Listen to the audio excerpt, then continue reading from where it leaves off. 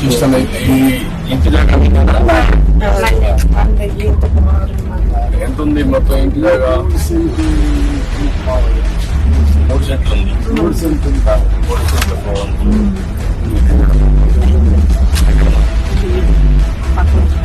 High school Nirmala ఏం చదువుతుంది secondary పెద్ద నాకేం కావాలి పోలీస్ అయితే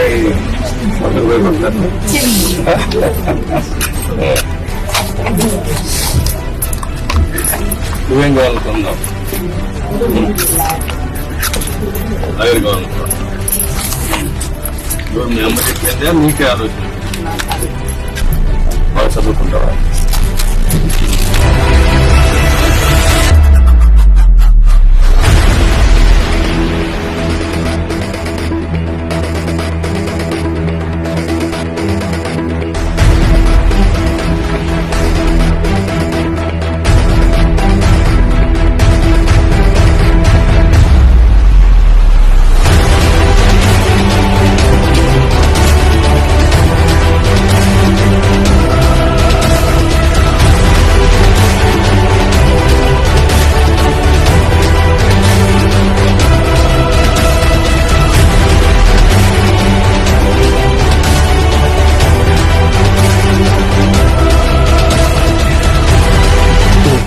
పేదవాళ్ళ కోసమే మనం ఈ పింఛన్లు ఇస్తున్నాం.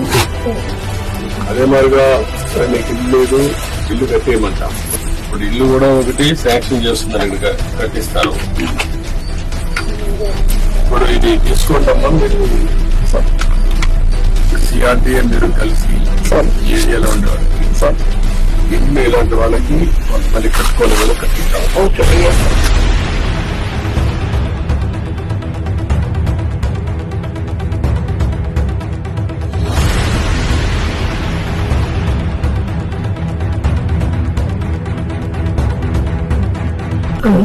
దానికంటే ముఖ్యంగా ఇప్పుడు ముగ్గురికి బెనిఫిట్ వస్తుంది.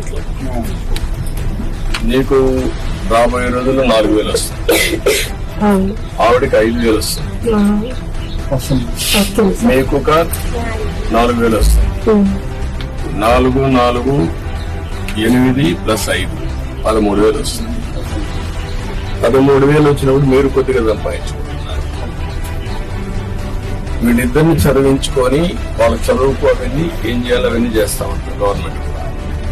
కానీ 10 రూపాయలు సంపాదించుకునే మార్గం ఎందుకు ఆలోచించకూడదు? మీరు ఇంకా డబ్బులు సంపాదించే మార్గం ఏంటి? నేను అన్ని ఆలోచిస్తున్నా. పేదరికం లేని సమాజం అంటే ప్రతి ఒక్కరికి కూడా కనీస ఆదాయం సంపాదించే మార్గం మీకు చూపించాలని మీరు ఆలోచన. లేకపోతే మీ జీవితంలో ఇదే మరి పుడతారు, ఇదే మరి చనిపోతారు.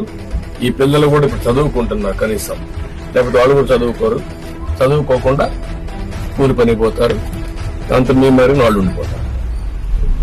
ఇప్పుడు గవర్నమెంట్ ఇచ్చే సహాయం ఇస్తేనే మీరు 10 రూపాయలు అదనంగా సంపాదించుకొని ఖర్చు తగ్గించుకొని భవిష్యత్తు కూడా ఒక భరోసా ఉండేట్టుగా ఆలోచించాను. సరేనా? ఇమీడియట్ గా ఇచ్చేస్తాను, చెప్పాను కదా, అయిపోతుంది. మీరు ఎమ్మెల్యే ఉన్నాడు, మీకు ఇక్కడ మంచి ఎమ్మెల్యే మళ్ళీ దాపని